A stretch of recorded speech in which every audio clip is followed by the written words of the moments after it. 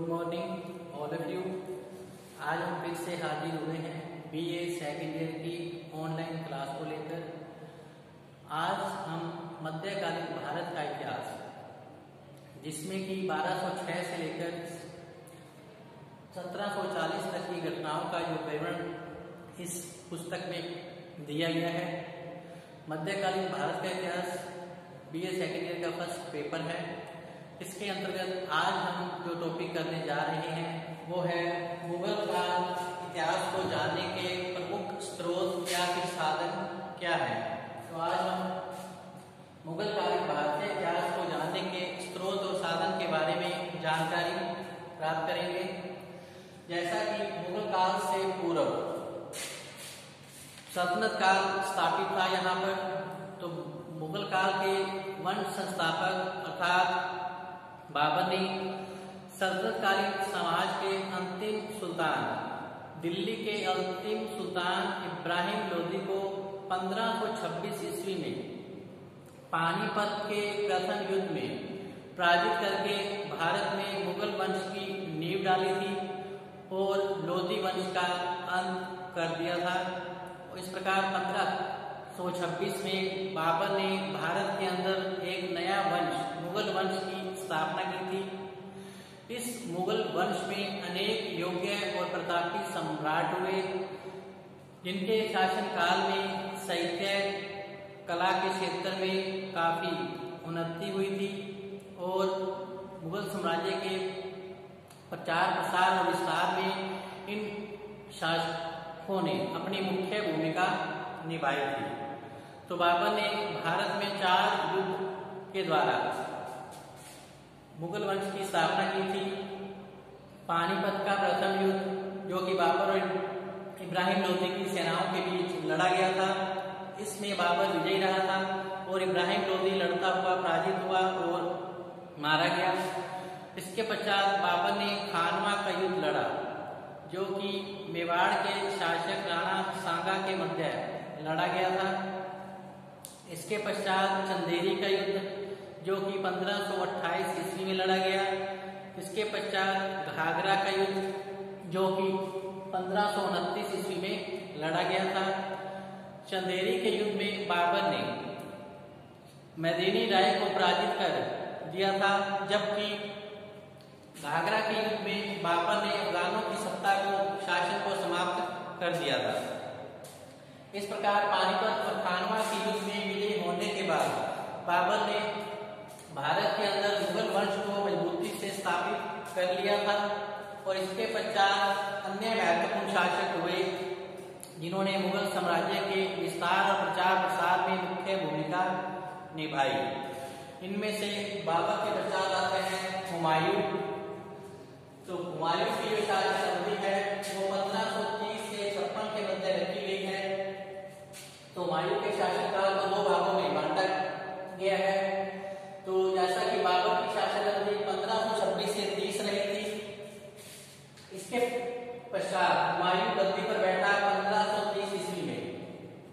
तो हुमायूं ने भारत में 1530 से लेकर 40 ईस्वी तक शासन किया था और 1540 में ही शेरशाह सूरी ने हुमायूं को कन्नौज और चौसा के युद्ध में पराजित कर अफगानों की सत्ता स्थापित कर ली थी और शेरशाह सूरी ने 1540 से लेकर 1545 ईस्वी तक शासन किया था। इसके पश्चात शेरशाह सूरी के उत्तराधिकारियों ने 1545 से 1555 ईस्वी तक शासन किया था और इस प्रकार 1540 से लेकर 1555 ईस्वी तक जो शासन सत्ता थी वो अफगानों के हाथों में रही। और इसके पश्चात हुमायूं ने मच्छीवाड़ा के युद्ध और सरहिंद के युद्ध में विजय प्राप्त कर पुनः भारत पर अपना एकाधिकार स्थापित किया तथा दिल्ली और आगरा पर अधिकार कर लिया और 1555 में हुमायूं ने पुनः शासन गद्दी प्राप्त की और 1556 में हुमायूं की पुस्तकालयों की जिन्हें बनाहा की सीढ़ियों से पुस्तकालय की सीढ़ियों से गिरकर हुमायूं की मृत्यु हो जाती है और इस प्रकार 1556 में हुमायूं की मृत्यु के बाद नया मुगल बादशाह अकबर बनता है। अर्थात 1556 में अकबर दिल्ली और आगरा का स्वामी बन जाता है, जो कि अकबर का शासनकाल सबसे अधिक रहा था, क्योंकि अकबर एक निरक्षर शासक था, लेकिन इसने साम्राज्य विस्तार में अपनी प्रमुख भूमिका निभाई और धर्म सहिष्णु सम्राट के रूप में ये स्थापित हुए। अकबर ने राजपूतों के साथ मित्रतापूर्ण नीति अपनाई और उन्हें धार्मिक स्वतंत्रता प्रदान की, और इस प्रकार अकबर जो था इतिहास में एक राष्ट्रीय शासक के रूप में भी जाना जाता है। तो अकबर के शासनकाल की अवधि 1556 से 1605 ईस्वी के मध्य रखी गई है। इसी प्रकार जहांगीर ने 1605 से लेकर 1627 ईस्वी तक शासन किया, तथा अकबर की मृत्यु के पश्चात उसके पुत्र जहांगीर ने 1605 से 1627 ईस्वी तक शासन किया। इसके अंतर्गत भी 1611 में जो शासन सत्ता है वो नूरजहां के हाथों में आ जाती है, और जो नूरजहां है वो 1611 से लेकर 1627 ईस्वी तक शासन जो शक्ति है अपने हाथों में रखती है, और इसके पश्चात जो शासन सत्ता है वो जहांगीर के पुत्र शाहजहां के हाथों में आ जाती है। तो जहांगीर के बाद शाहजहां 1627 ईस्वी में गद्दी पर बैठता है, जो कि 1628 ईस्वी तक उसका शासन कार्य चलता है। तो इस प्रकार शाहजहां की शासन अवधि 1627 से 58 ईस्वी के मध्य रखी गई है। इसी प्रकार शाहजहां की मृत्यु के पश्चात 1658 से 1707 तक औरंगजेब मुगल बादशाह बनता है। जो औरंगजेब है वो अपने भाइयों को उत्तराधिकार युद्ध में पराजित करके दिल्ली और आगरा पर अपना अधिकार स्थापित करता है। जो औरंगजेब था वो अकबर की विपरीत नीतियों वाला सम्राट था, जिसने कट्टरवाद इस्लामी कट्टरवाद नीति अपनाते हुए हिंदुओं पर तरह तरह के अत्याचार किए। उसे साम्राज्य विस्तार के लिए अनेक युद्ध लड़ने पड़े थे। उसके अपने शासनकाल की जो 25 अवधि है वो उत्तरी भारत में व्यतीत किए, और जो 25 अवधि जो अंतिम थे वो उसने दक्षिण भारत में व्यतीत किए। दक्षिण भारत में ही बीजापुर गोलकुंडा पर विजय प्राप्त की और मराठा शक्ति से संघर्ष मोड़ लिया, जो कि उसके मृत्यु पर्यंत तक बना रहा था। तो दक्षिण भारत में औरंगजेब को बीजापुर गोलकुंडा के साथ साथ मराठों से भी संघर्ष करना पड़ा था, और दक्षिण भारत में रहते हुए ही औरंगजेब की 1707 ईस्वी में मृत्यु हो गई थी। तो इस प्रकार मुगल वंश में सबसे लंबा शासन अकबर का रहा, और उसके पश्चात औरंगजेब का शासनकाल रहा था। तो औरंगजेब की मृत्यु के बाद उसका पुत्र बहादुर शाह गद्दी पर बैठा, जिसकी शासन अवधि 1707 से 1712 ईस्वी निर्धारित की गई है। इसके पश्चात बहादुर शाह के पश्चात जहांगीर शाह गद्दी पर बैठा, जिसने 1712 से 13 ईस्वी तक शासन किया। इसके पश्चात फर्रुख सिय्यद, जिसने कि 1713 से 1719 तक शासन किया। इसके पश्चात कुछ महीनों तक सैयद मनसूर के हाथों में शासन सत्ता रही, लेकिन वो उसकी शासन की अवधि है अधिक समय तक नहीं चल पाई। और उसके पश्चात मोहम्मद शाह 1719 से 1748 ईस्वी के मध्य मोहम्मद शाह गद्दी पर बैठा, जो कि इतिहास में रंगीला के नाम से भी जाना जाता है, और जहांगीर शाह को लोग मस्त राजा कहते थे। इसी प्रकार मोहम्मद शाह ने 1719 से 1748 ईस्वी तक शासन किया था। मोहम्मद शाह के पश्चात अहमद शाह गद्दी पर बैठा, जिसने 1748 से 1754 ईस्वी तक शासन किया। अहमद शाह के पश्चात आलमगीर द्वितीय, जो कि 1754 से 1758 ईस्वी तक इनकी शासन अवधि रही। इसके पश्चात शाह आलम द्वितीय, जिन्होंने 1758 से 1806 ईस्वी तक शासन किया। इसके बाद अकबर द्वितीय, जिन्होंने 1806 से 1837 ईस्वी तक शासन किया था। और इसके पश्चात अंतिम मुगल बादशाह जो थे वो थे बहादुर शाह द्वितीय, अर्थात बहादुर शाह जफर, जिसने 1837 से लेकर 1857 ईस्वी तक शासन किया था। और 1857 ईस्वी में अंग्रेजों ने इन्हें रंगून की जेल भेज दिया था, जहां गोली मारकर इनकी हत्या कर दी गई थी। और इस प्रकार 1857 में भारत से मुगल वंश का पूर्णतया अंत हो जाता है और ब्रिटिश शासन की स्थापना जैसे कि हो जाती है। तो इस प्रकार मुगल वंश जो है बाबर से प्रारंभ होकर बहादुर शाह द्वितीय तक जो प्रमुख मुगल शासक रहे थे, उनके नाम और उनकी शासन अवधि आपको बता दी गई है। तो आज का टॉपिक भी हमारा यही है कि मुगल वंश के भारतीय में इतिहास को जानने के क्या साधन रहे थे। तो अब हम चलते हैं मुगल कालीन भारतीय इतिहास जानने के प्रमुख साधनों के बारे में। सबसे पहला है मुगल कालीन भारतीय इतिहास को जानने का साधन बाबरनामा। इसको इतिहास में तुजुक-ए-बाबरी के नाम से भी जाना जाता है। तो इस ग्रंथ को बाबर ने स्वयं लिखा था। तो बाबर ने इसे तुर्की भाषा में लिखा था, बाद में इसका फारसी भाषा में अनुवाद किया गया था अब्दुल रहीम खान खाना के द्वारा। तो बाबर नामा के पश्चात दूसरा जो मुगल वंश के इतिहास को जानने का स्रोत है वो है हमारे पास हुमायूं नामा। इसको की गुलबदन बेगम ने लिखा था। गुलबदन बेगम ने हुमायूं नामा लिखा था। इसके अलावा तारीख शेर शाही, जिसको अब्बास खान सलमानी के द्वारा लिखा गया। इसी प्रकार अकबरनामा, जिसको अबुल फजल ने लिखा था। आईने अकबरी, ये अबुल फजल के द्वारा ही लिखा गया ग्रंथ है, जो मुगल वंश के इतिहास को जानने का सबसे प्रमुख स्रोत रहे हैं। अकबरनामा और आईने अकबरी। इसी प्रकार मुत्तवारीख, ये अब्दुल कादिर बंदाई ने लिखा था। जबकि तुजुक-ए-जहांगीरी अर्थात जहांगीरनामा, जिसे जहांगीर ने स्वयं लिखा था। इसी प्रकार बादशाह नामा अर्थात बादशाह नामा, जिसमें शाहजहां के शासनकाल की घटनाओं का वर्णन छोड़ा गया है। बादशाह नामा अर्थात बादशाह नामा की जो रचना है वो 3 लेखकों के द्वारा की गई थी, जिनमें मोहम्मद अमीन कनवीरी, दूसरा अब्दुल हमीद लाहौरी, तीसरा है मोहम्मद वारिस। इन तीनों ने शाहजहां के संबंध में महत्वपूर्ण जानकारी प्रदान की थी। इसी प्रकार आलमगीर नामा, जो मुगल वंश अर्थात औरंगजेब के इतिहास को जानने का प्रमुख स्रोत रहा है, इसकी रचना मोहम्मद गाजी ने की थी। इसी प्रकार मुंतक-उल-गुबार, इसकी रचना मोहम्मद हाशिम खाफी खां के द्वारा की गई थी, जो कि मुगल वंश या भारतीय इतिहास को जानने का एक प्रमुख साधन है।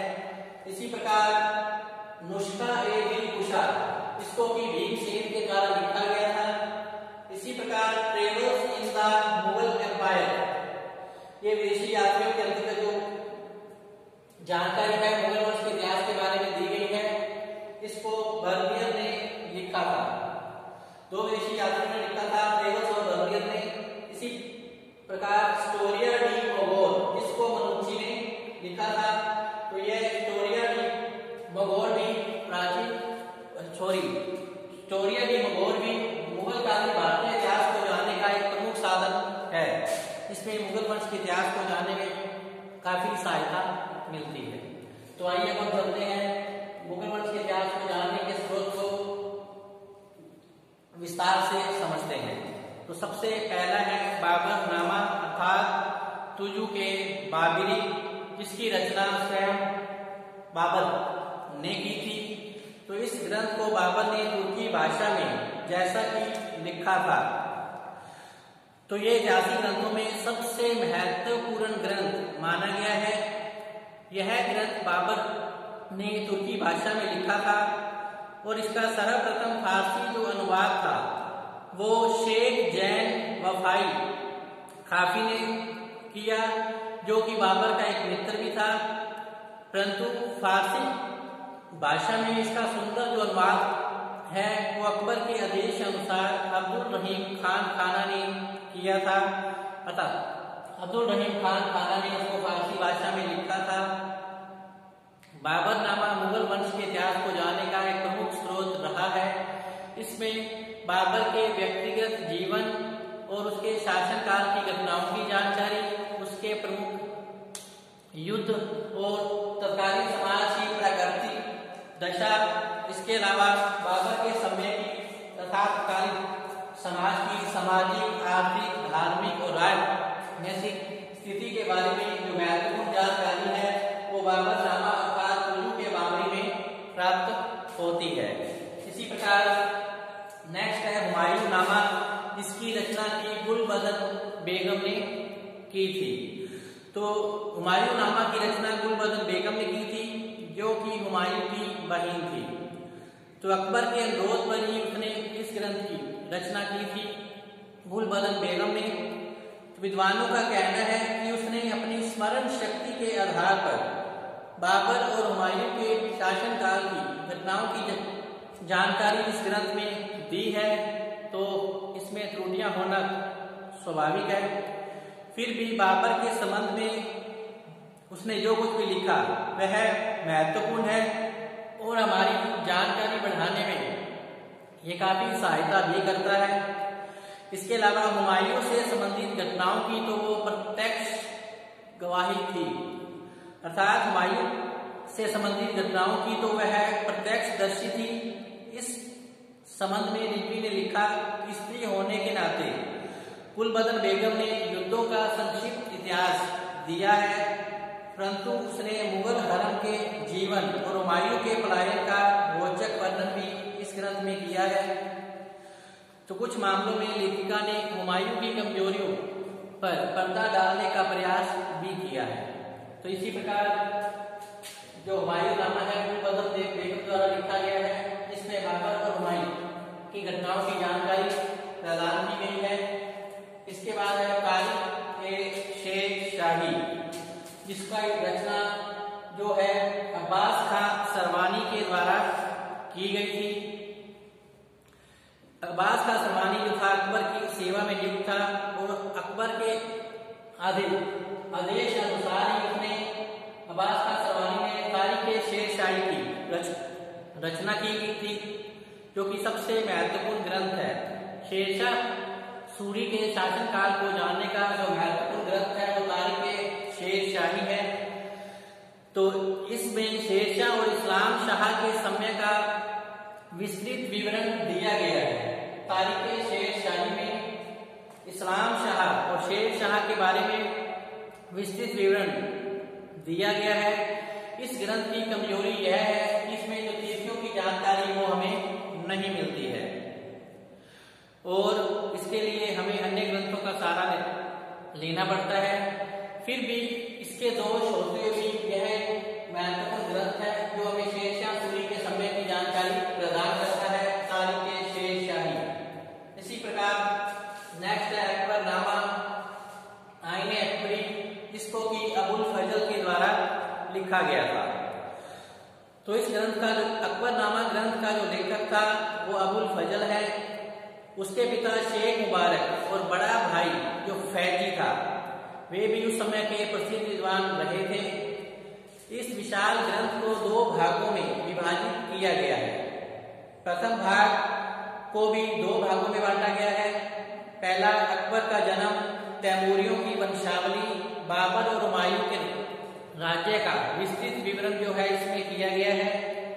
दूसरा अकबर के सिंहासन रोहण से लेकर 17वें वर्ष तक के मध्य का जो हाल है वो इसमें वर्णित है। यह भाग 1596 में पूरा कर लिया गया था। इसी प्रकार दूसरे भाग में अकबर के शासनकाल के 7वें वर्ष के मध्य से लेकर 46वें वर्ष तक के मध्य का जो लेख है वो इसमें किया गया है। तो इस प्रकार अबुल फजल के बाद प्रथम के 2 हिस्सों को अलग अलग करके नकल किया जाने लगा था और उन्हें अकबरनामा भाग 1 और 2 के नाम से भी जाने लगा था। इसी प्रकार आईन-ए-अकबरी की रचना भी अकबर के द्वारा अकबर के प्रमुख जो कवि उस समय थे अबुल फजल, वो भी इन्हीं की रचना है। तो यह ग्रंथ अकबरनामा के अंतिम और निर्णायक अध्याय के रूप में वर्णित है। फिर भी इसमें कई नवीन बातों का समावेश किया गया है। इससे हमें अकबरनामा का परिशिष्ट भी कह सकते हैं। इस ग्रंथ के भी 3 भाग हैं। अकबर की शासन प्रणाली की जानकारी की दृष्टि से यह एक बहुमूल्य तो आईने अकबरी अकबर के शासनकाल की घटनाओं को जानने का एक प्रमुख ग्रंथ रहा है। इसके अलावा मुंतख उत तवारीख, जिसकी रचना अब्दुल कादिर बंजाइनी ने की थी। तो ये अकबर के समय का प्रसिद्ध विद्वान था अब्दुल कादिर बंजाइनी। इस ग्रंथ के भी 3 भाग रहे हैं। पहले भाग में दिल्ली के सुल्तानों बाबर और हुमायूं के शासनकाल की घटनाओं का वर्णन छोड़ा गया है। दूसरे भाग में 1595 ईस्वी तक अकबर के शासनकाल का उल्लेख है, जबकि तीसरे भाग में मुसलमानों और संतों का जो विवरण है इसमें दिया गया है। बंदायूनी को अकबर की सेवा में रहने का अवसर भी मिला था और अकबर के आदेशानुसार ही उसने महाभारत और रामायण का फारसी अनुवाद भी किया था। तो अकबर के आदेशानुसार बंदायूनी ने रामायण और महाभारत का फारसी अनुवाद भी किया था और उसने अन्य कुछ रचनाएं भी की थी। इसी प्रकार नेक्स्ट है उर्दूगेर जहांगीरी, जिसकी रचना स्वयं मुगल शासक जहांगीर ने की थी। तो जहांगीर नामा भी मुगल वंश के इतिहास को जानने का एक प्रसिद्ध ग्रंथ है। इस ग्रंथ को जहांगीर के संस्मरण, वाक़यात जहांगीरी, तारीखे सलीम शाही और इकबाल नामा आदि नामों से भी जानते हैं। वस्तुतः जहांगीर की आत्मकथा की अनेक प्रतिलिपियां विभिन्न नामों से भिन्न भिन्न स्थानों पर मिलती हैं। तो इसके अंतर्गत जहांगीर के समय के शासनकाल की घटनाओं की जानकारी जो है वो जहांगीर नामा के अंतर्गत दी गई है।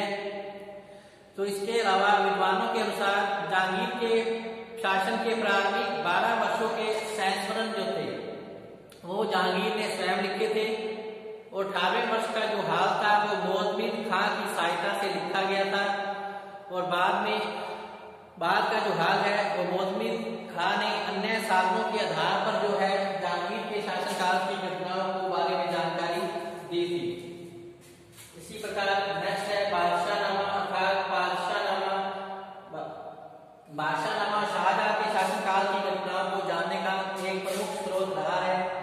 इसकी रचना भी 3 लेखकों के द्वारा की गई थी, जिसमें मोहम्मद अमीन काजवी, जिसमें कि शाहजहां के जन्म से लेकर उसके शासनकाल के 10वें वर्ष का जो इतिहास है वो मोहम्मद अमीन काजवी ने किया है। इसी के साथ ही बादशाहनामा अब्दुल हमीद लाहौरी ने भी लिखा, जिसमें कि तैमूर से लेकर शाहजहां के शासनकाल से प्रारंभ से लेकर 20वें साल तक का जो इतिहास है वो इसमें वर्णन छोड़ा गया है। इसी प्रकार मोहम्मद वारिस, इसने भी बादशाहनामा तथा बादशाहनामा ग्रंथ लिखा और शाहजहां के शासनकाल की घटनाओं की जानकारी प्रदान की गई। इसने शाहजहां के शासनकाल के 21वें वर्ष से लेकर 30वें वर्ष के इतिहास का जो वर्णन है वो मोहम्मद वारिस ने बादशाहनामा में किया है। इसी प्रकार नेक्स्ट जो है हमारा आलमगीर नामा, जिसको मोहम्मद काजीम ने लिखा था। तो इस ग्रंथ का लेखक मोहम्मद काजीम था, जो कि बादशाहनामा के लेखक कजविनी का ही पुत्र था। इस ग्रंथ की रचना 1688 ईस्वी में की गई थी और मोहम्मद काजीम ने इस ग्रंथ में औरंगजेब अर्थात आलमगीर के शासनकाल के प्रथम 10 वर्षों के इतिहास का जो वर्णन है वो आलमगीर नामा में किया गया है। उसने अपने आश्रयदाता की जी भरकर प्रशंसा की है। मोहम्मद काजीम ने औरंगजेब की जी भरकर प्रशंसा अपने ग्रंथ में की है और उसके भाइयों की कटु निंदा की गई है। दारा शुजा मुराद की कटु निंदा की है मोहम्मद काजीम ने अपने ग्रंथ आलमगीर नामा में, और औरंगजेब के भाइयों के प्रति उसने कठोर और शब्दों का प्रयोग भी किया है। तो फिर भी यह ग्रंथ औरंगजेब को भेंट किया गया, जो कि उसे बाद में पसंद भी नहीं आया और आगे का वृत्तांत उसे न लिखने का आदेश दिया। तो ऐतिहासिक दृष्टि से यह एक प्रमाणिक ग्रंथ नहीं है, यह एक पक्षीय रचना भी कही जाती है। इसी प्रकार मुंतख उल नुबाल, इसका जो लेखक था हाशिम खान थे। इसका प्रारंभ 1519 में बाबर के आक्रमण से होता है और समाप्ति सम्राट मोहम्मद शाह के शासनकाल के 14वें साल के इतिहास के साथ ही हो जाती है। इसके साथ ही नेक्स्ट ग्रंथ है नुस्खा-ए-दिलकुशा, जिसको कि भीमसेन के द्वारा लिखा गया था। उसने फारसी भाषा में औरंगजेब के राज्यकाल का इतिहास का वर्णन छोड़ा है। नुस्खा-ए-दिलकुशा में वह जो था कई मुगल सेना नायकों राजा जसवंत सिंह, दलपत राय बुंदेला के अधीन काम कर चुका था और दक्षिण के युद्धों और औरंगजेब के बाद लड़े गए उत्तराधिकार युद्ध को उसने अपनी आंखों से देखा था। अतः औरंगजेब के शासनकाल से संबंधित घटनाओं की जानकारी नुस्खा-ए-दिलकुशा में भीमसेन के द्वारा दी गई है। इसी प्रकार विदेशी यात्रियों में travels in the Mughal empire, जो कि बर्नियर के द्वारा, और स्टोरिया डी मैंगोर, जो कि ब्रूची के द्वारा इसकी रचना की गई है। यह भी मुगल वंश के इतिहास को जानने का एक प्रमुख स्रोत रहे हैं। तो इस प्रकार मुगल वंश के इतिहास को जानने के निम्नलिखित स्रोत है। आवश्यकता इस बात की है कि इनका अध्ययन सावधानी पूर्वक किया जाए। तो इस ग्रंथों के आधार पर हम मुगल वंश के इतिहास को, उसके तत्कालीन समाज की सामाजिक, धार्मिक, आर्थिक और राजनीतिक दिशा को अच्छी तरह से जान सकते हैं। और इन ग्रंथों के आधार पर मुगल शासकों का कालक्रम, उनके शासन अवधि, उनके व्यक्तिगत जीवन आदि की जानकारी भी इन ग्रंथों से प्राप्त होती है। तो इस प्रकार आज का जो टॉपिक हमारा यही समाप्त होता है। कल हम फिर से हाजिर होंगे एक नए टॉपिक के साथ। तब तक आप घर पर रहें, सुरक्षित रहें।